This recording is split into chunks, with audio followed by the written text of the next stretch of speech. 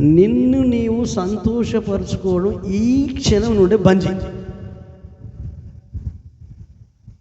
Right now, ఈ క్షణం నుండే. ఇది కష్టం కానీ బంద్ చేయి. నిన్ను ఎవరు సంతోషపరచొద్దు, నీవెవరిని సంతోషపరచొద్దు.